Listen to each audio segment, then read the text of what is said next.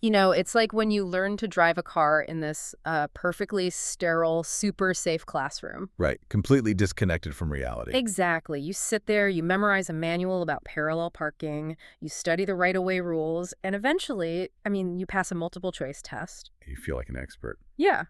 But then comes the day you are actually out on the highway. It is pouring rain, the truck next to you is swerving into your lane, and suddenly every single bullet point in that manual feels Completely useless. completely useless. You quickly realize that knowing the mechanical theory of driving is nothing compared to the messy, unpredictable reality of actually navigating the road with another human being. Yeah, the theory of a mechanism rarely survives the subjective reality of an actual experience.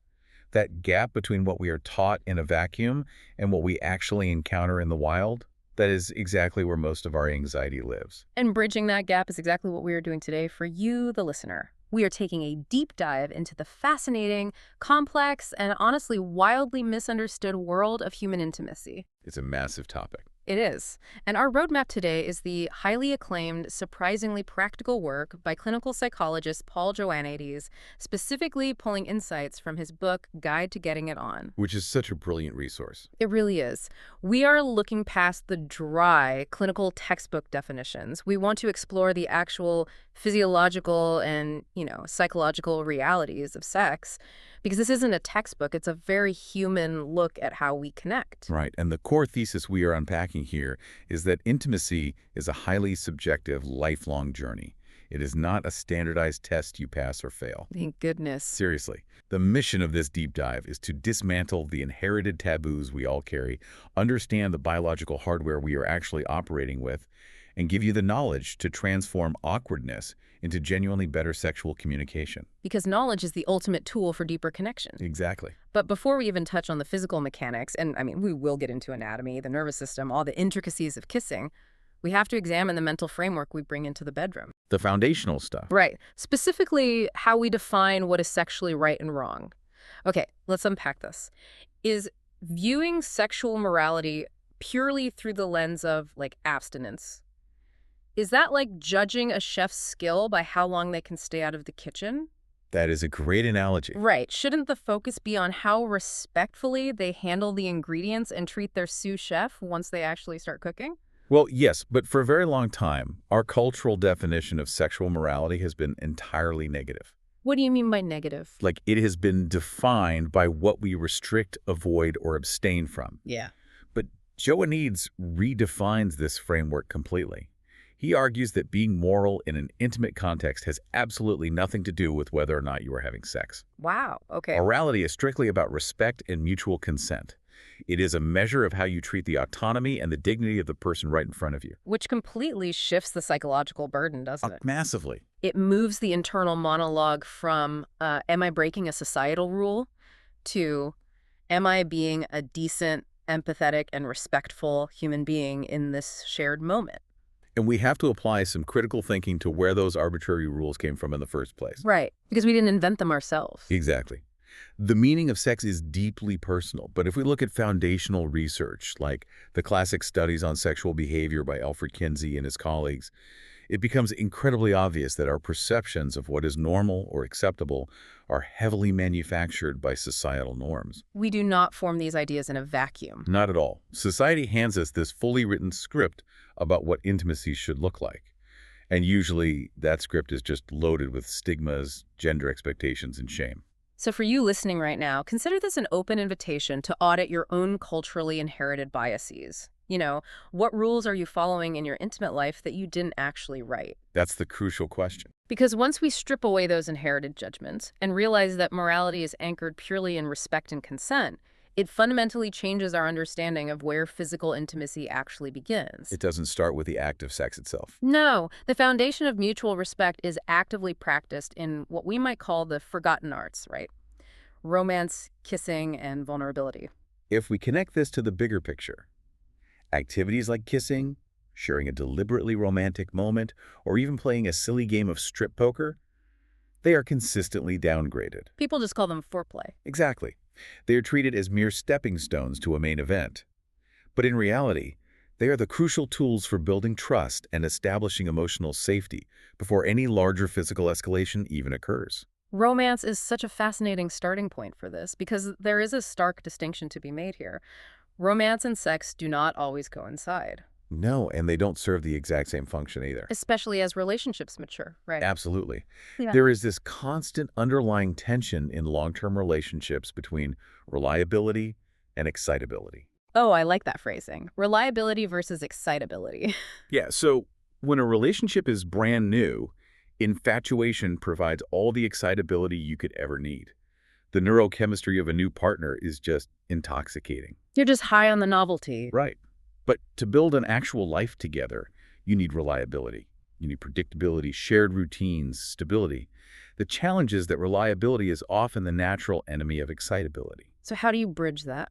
Maintaining romance, alongside the mundane responsibilities of daily life, requires intentional acts of thoughtfulness. These acts bind partners together, entirely separate from the expectation of sex. And I'd argue the most universal physical expression of that intentional connection is just kissing. Kissing is incredibly complex. It really is. The mechanics of a truly great kiss require an intense amount of microcommunication. I mean, kissing can absolutely be the main course, not just the appetizer. Oh, for sure. But physically, there's a lot to navigate. You have to actively remember to breathe. You have to manage swallowing. And you are navigating real-world obstacles. Braces, chewing gum, lip gloss. It sounds trivial when we list it out like that, but those obstacles highlight a profound reality about intimacy. Which is that intimacy requires constant, hyper-focused physical awareness. Take French kissing, for example. Okay. The golden rule of French kissing isn't about passion or being aggressive. It is entirely about gentleness and real-time responsiveness to your partner's feedback. So you are literally reading another person's physiological cues in the moment. Exactly. The pressure of their lips, the pace of their breathing, their physical proximity, and you are adjusting your own movements in milliseconds. That real-time adjustment requires an immense amount of trust, which naturally brings us to the vulnerability of nakedness. Which is a huge hurdle for so many people. Right. We tend to think of nudity as just taking off clothes, but it's an exercise in emotional exposure. There's this interesting concept in the source material called the naked nipple rule. Oh. It looks at how different cultures just arbitrarily decide which parts of the body are scandalous and which are totally acceptable to show. It's completely subjective based on where and when you live. Exactly. But beyond those cultural norms, there is a sheer, undeniable allure to near nakedness. Taking off your clothes with someone forces a direct confrontation with our own perceived flaws and insecurities. And that vulnerability of visibility has evolved so dramatically. Yeah. The digital age has completely shifted how we perceive nakedness. How so? Well, the rise of online visibility. If we look at phenomena like cam girls, it demonstrates how technology mediates our exposure. Nudity, whether it is happening in physical proximity in a bedroom or broadcast through a screen across the world, it forces us to confront our bodies. And more importantly, how we believe others are judging our bodies. Precisely. Which leads directly into a massive area of deeply ingrained anxiety, particularly the intense societal pressures placed on male anatomy and performance. It's a huge source of stress. The source material discusses the concept of the penis as a lifelong toy for men, which is highly illuminating. Yeah, from a very early age, young boys build a daily, functional, and tactile bond with their anatomy through just simple rituals. Adjusting it, peeing, just a general daily awareness. Right, and this is often contrasted with women who historically have a much later and way more culturally complex discovery of their own internal and external genitalia. But here's my pushback on that idea of innate male physical confidence. If a man's relationship with his anatomy starts so early in childhood and is so foundational to his physical experience, why is it so incredibly fragile? That is the million-dollar question. Like, why is that lifelong bond so easily derailed by a single targeted late-night ad for a male enhancement pill? Because that late-night ad isn't selling a biological solution.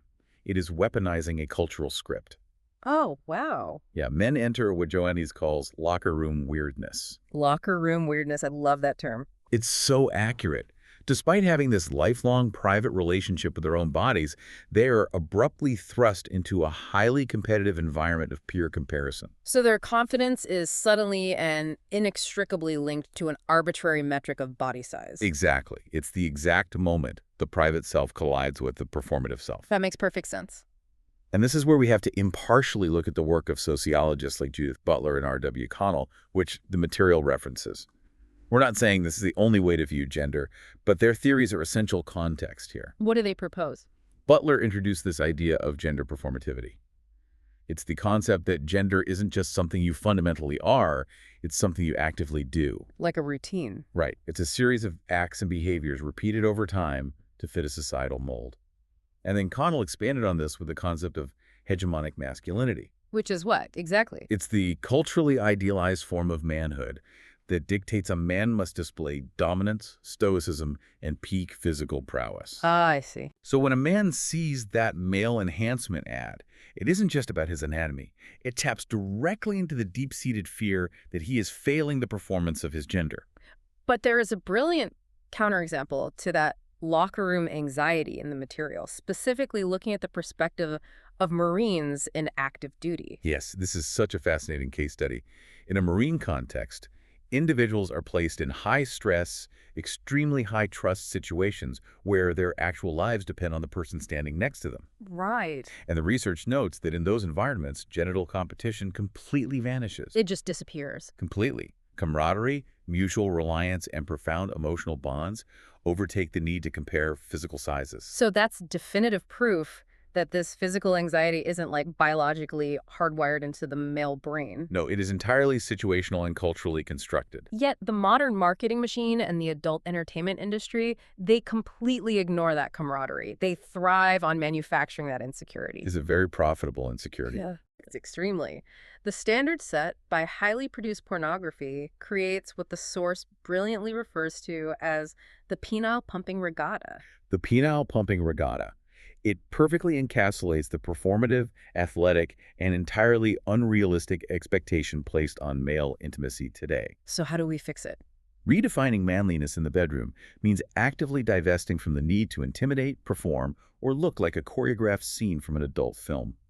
True confidence means moving toward qualities like responsibility, emotional support, and self-awareness. Which fundamentally changes how we understand the actual mechanics of arousal. Because once we realize the heavy cultural baggage men are carrying and the performative expectations placed on everyone, we can finally look at the physiological realities of arousal without judgment. And the biological differences in how men and women process arousal are stark. There are two very vivid metaphors used here to explain it. Hood ornaments versus wet triangles. These metaphors are so helpful for illustrating the divergence in sexual awareness.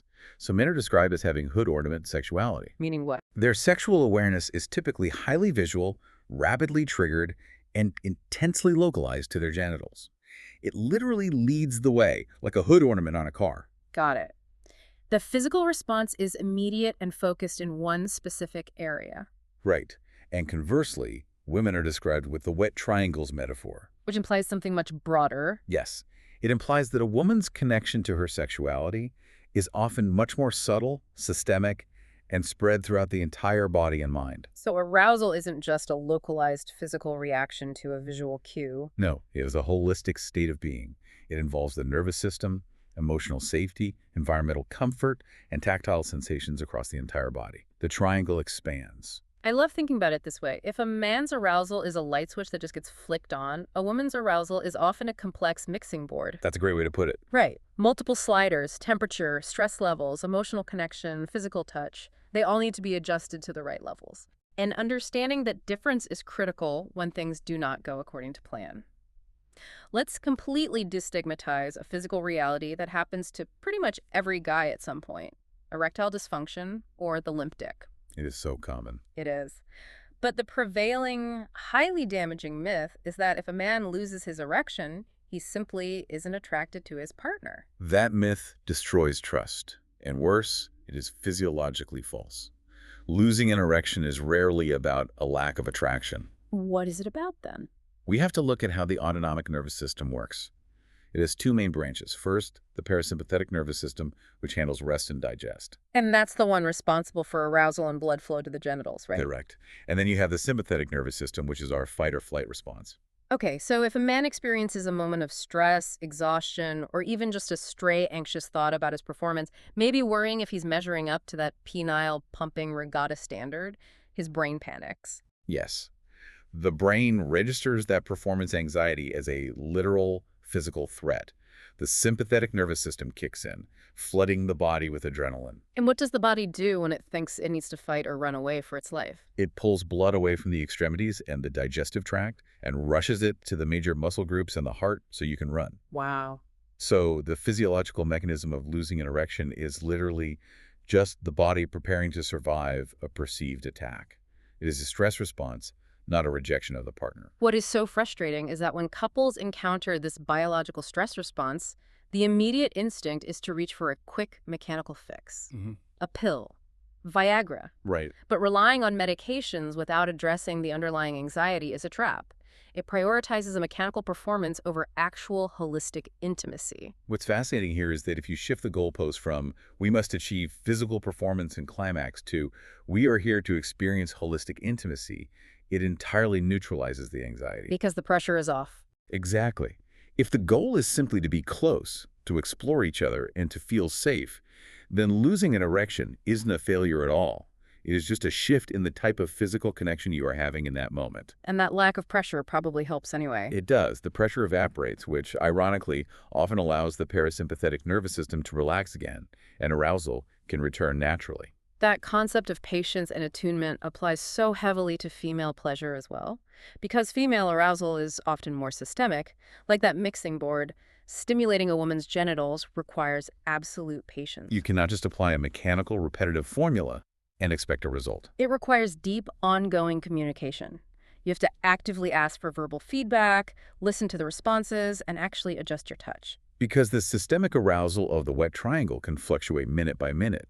What feels incredible one moment might feel too intense or distracting the very next moment. But true holistic intimacy requires an understanding of more than just the visible mechanics of arousal and pleasure.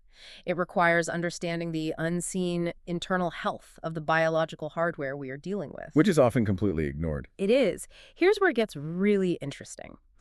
Men are so incredibly hyper-aware of their visible anatomy, right? The key. Comparing sizes in the locker room, stressing over performance, yet they often completely and utterly ignore their internal anatomy. What the source calls the male pelvic underground. Yes, they ignore it until a major painful health issue forces them to pay attention. The male pelvic underground is the perfect term for the complex system working behind the scenes. It refers primarily to the prostate and the seminal vesicles. And most men, despite their fixation on their genitals, have no idea what these internal organs actually do. Let's break it down. The prostate is a gland about the size of a walnut, located just below the bladder surrounding the urethra. Its primary job is to produce a clear alkaline fluid that makes up a portion of semen.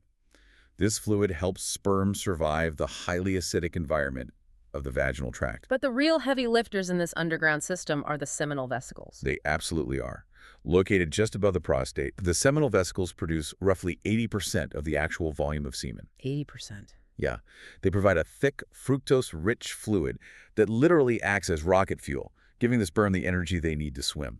And there is this amazing piece of biochemical engineering that happens during ejaculation involving something called prostate-specific antigen, or PSA. This is one of the coolest mechanisms. When ejaculation initially occurs, the semen is naturally very thick and gelatinous. Why is that? It's an evolutionary mechanism designed to help the fluid stay in place within the reproductive tract. But within about 15 to 30 minutes, the PSA, which is an enzyme produced by the prostate, actively goes to work. Doing what? It breaks down those proteins and thins the fluid out. Oh. This process is called liquefaction, and it is what allows the sperm to finally swim freely toward the egg. It's an incredibly precise, time-delayed biological mechanism. But because this entire pelvic underground is completely invisible from the outside, it is severely neglected. Understanding the machinery means understanding how it breaks down. We're talking about real common risks to testicular and prostate health, things like BPH. Right, benign prostatic hyperplasia. It is incredibly common as men age. The prostate gland slowly enlarges. And since it surrounds the urethra. Exactly. This enlargement essentially squeezes the tube like a kinked garden hose. It leads to frustrating urinary issues, weak flow, frequent waking in the night to use the bathroom. And there are more acute, intensely painful issues as well. Conditions like varicocele and torsion. Oh man, just hearing about torsion makes me wince. Yeah, they are serious. Yeah. So a varicocele is essentially a varicose vein, but located in the scrotum. The veins become enlarged, which causes blood to pool. Which raises the temperature, right? Right. And that temperature increase around the testicles can significantly affect sperm production and quality and cause a dull, constant aching pain. And then there's torsion. Torsion is a severe medical emergency. It occurs when the spermatic cord, which brings blood to the scrotum, actually twists on itself. Ouch. It completely cuts off the blood supply to the testicle. It causes sudden agonizing pain and requires immediate surgical intervention to save the organ. There is also prostatitis, which is a painful swelling and inflammation of the prostate gland, often caused by bacterial infections, and even rare conditions like seminal plasma hypersensitivity, where a partner can actually have an allergic reaction to proteins in the semen. Because of all these invisible, complex vulnerabilities, preventative care is absolutely non-negotiable. This is why the DRE is so important. The digital rectal exam. Yes. Performed by a doctor to check the physical size and texture of the prostate. It is crucial for detecting abnormalities or prostate cancer early. And equally important are regular testicular self-exams. You have to know what your baseline normal feels like. That way, you can immediately recognize when a lump or swelling indicates something is wrong. Taking care of that biological hardware, honoring it, and truly understanding how fragile it can be, it leads us right back to how we physicalize our connection with our partners. It does. When we realize the body is complex and vulnerable, it takes the pressure off the hood ornament. Exactly. It broadens the scope of physical touch. Transitioning away from the clinical reality of the pelvic underground, we have to look at the broader application of non-sexual touch. Incorporating dedicated massage, whether it is a focused foot massage after a long day or a slow scalp massage, is a profound way to integrate physical intimacy without the heavy looming pressure of achieving a climax. It is touch purely for the sake of touch. Right. It communicates emotional safety, deep care, and active presence. It tells your partner, I am here with you in this body, and I require absolutely nothing in return. It's literally turning down the dial on the sympathetic nervous system's performance anxiety and turning up the parasympathetic nervous system's connection. If we synthesize everything we've explored today, a very clear picture of human intimacy emerges. What does that picture look like to you? Healthy intimacy is not about achieving biological perfection, and it certainly isn't about mimicking the performative, choreographed standards of adult entertainment. It is fundamentally rooted in open, ongoing communication. Right. It requires deliberately unpacking and discarding those culturally inherited performance anxieties and scripts. It demands that we take the time to truly understand the complex biological realities, the nervous system responses, and the internal health needs of our partners. And above all else, it is about prioritizing mutual respect, empathy, and enthusiastic consent over rigid, outdated expectations. It's about getting off the textbook highway, tossing the driving manual in the backseat, and actually paying attention to the living, breathing person sitting in the passenger seat. Exactly. So for you listening right now, here is your call to action. Take this framework and apply it. Sometime today, ask your partner, or ask yourself if you're single, what specific forms of non-demand, non-sexual touch or romance make them feel the most emotionally safe? That is a great exercise. Is it a hand resting on the back of the neck while watching TV? Is it the quiet reliability of making the coffee in the morning without being asked? Find out exactly what their version of a non-pressured connection looks like and do it. That simple question is a powerful tool for building the exact kind of emotional vulnerability required for truly great physical intimacy. But before we go, I want to leave you with one final provocative thought to mull over on your own. We talked earlier about how culture shapes our norms, how the digital age altered our perception of nakedness with cam girls, and how deeply our physical responses are tied to our environment. Right. The landscape is always changing. So if technology and culture continue to shift our societal norms at lightning speed, how might the concept of intimacy evolve for the next generation? Oh, that's a wild thought. Right. With the rise of highly immersive virtual reality, artificial intelligence companions, and increasingly digitized emotional lives will, physical, biological proximity even remain the ultimate metric of human closeness. It really forces us to question whether true intimacy requires shared physical vulnerability, or if the mind can bridge that gap entirely alone. It does, because no matter how advanced the technology gets or how detailed the manual becomes eventually, you still have to figure out how to navigate the messy reality of connection together.